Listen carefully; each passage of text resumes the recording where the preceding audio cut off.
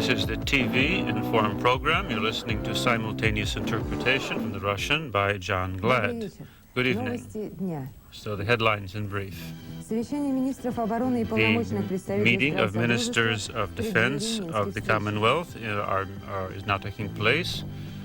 The Georgian opposition continues to attack the government headquarters. Mr. Gamzakhodlia, the president of Georgia, says that he's not going to give in. The president of Russia is suggesting a budgetary reform which would be based on a quarterly system. President Bush has stated that he wishes to meet with President Yeltsin. The embassies of the former USSR are now being handed over to Russia. The Philippines have announced the liquidation of American bases in their country. First concert of the National Philharmonic, as directed by Mr. Rozhesensky. The meeting of the heads of state of the Commonwealth, which will take place on the 30th, will be extremely complex. The minister of the Ukraine, President of Ukraine, Mr. Kravchuk, said that he was opposed to Yeltsin having exclusive control of nuclear weaponry. In addition, he said there would be a national guard created in the Ukraine, which would make up roughly 30,000 men. Representatives of the Commonwealth have been discussing that, and this is the most important piece of news today. A briefing today conducted by Marshal Shaposhnikov stated that there was an entire number of agreements on the defense of the Commonwealth, the oath of allegiance, and the status of military personnel. Mr. Shaposhnikov stated that we are now shifting from a concept of unified armed forces to a concept of united armed forces. But even in this variation, within this conception, not everybody is happy. Not everyone is happy. Azerbaijan for example, wishes to create its own national armed forces. This position was stated in all the documents, and at the meeting of the presidents, this question will be discussed. None of the officers or the soldiers or the non-commissioned men are to blame for this situation. We require skilled, humane decisions so that we might not have any widow's tears, that we might not offend our officers, and if someone should not wish to accept the oath to a specific republic, that he not become a pariah. And that was the leitmotif of our entire discussion. And we hope that reason will win out, and we are looking toward a concept of a united armed forces within the framework of the Commonwealth, which I discussed earlier. And while the ministers and governments are discussing the question, many military personnel of Russia have find themselves abandoned and under the jurisdiction of the Commonwealth. Today, you can see more and more young persons at government buildings who are wearing military clothing. They come together with their parents. We see in their eyes anguish and confusion. They have deserted from the Northern Caucasian region and the Transcaucasian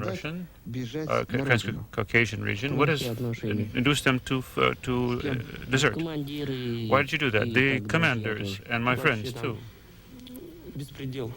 It's chaos going on there in the unit. What did the other guys do who had come from Russia and been stationed there? They did, or at least many of them did, roughly the same thing that I did. They went home. About how many persons? Roughly 50.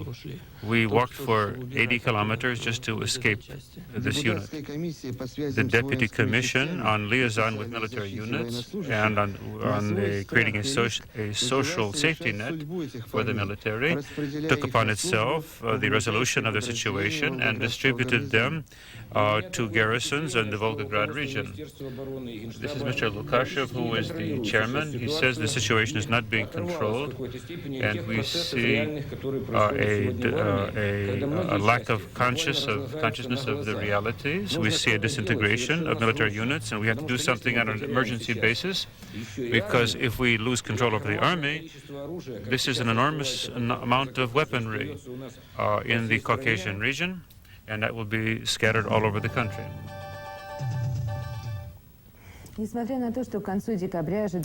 of the fact that by the end of December we should have had an end of the investigation of the coup attempt, but the reporters did not have access. Today we have received 3 reports. The first from TASS. The prosecutor's office has declared that they would release Valery Boldin, who was the head of the presidential staff. Boldin supposedly is ill on a chronic basis, and his situation has worsened. Inasmuch as his case has to be examined now separately, his materials have been set aside, and a decision will be made with regard to him after he has completed his treatment. The Russian Parliament has rejected the request of the General Prosecutor Valentin Stepankov to prosecute on a criminal basis the former Deputy Minister of Defense, Vladislav Achelov. The request of Stepankov stated that the former Deputy Minister of Defense, Achelov, took direct part in preparing the coup and worked at the direction of Mr. Yazov in the Moscow territory. At the current time, Achelov is in a hospital with a concussion, a brain concussion, and cannot be bothered until the 11th of January of 1992. The third piece of news is from our correspondent.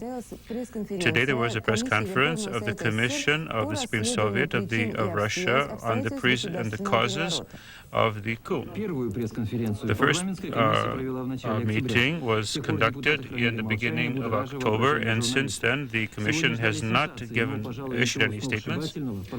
Their press conference had nothing new. However, here are some of the details. In their opinion, the KGB played a large role after an investigation was established that 32 supreme highly placed officials were replaced, and only 7 of them were fired. It's what's in Russians called "what новости."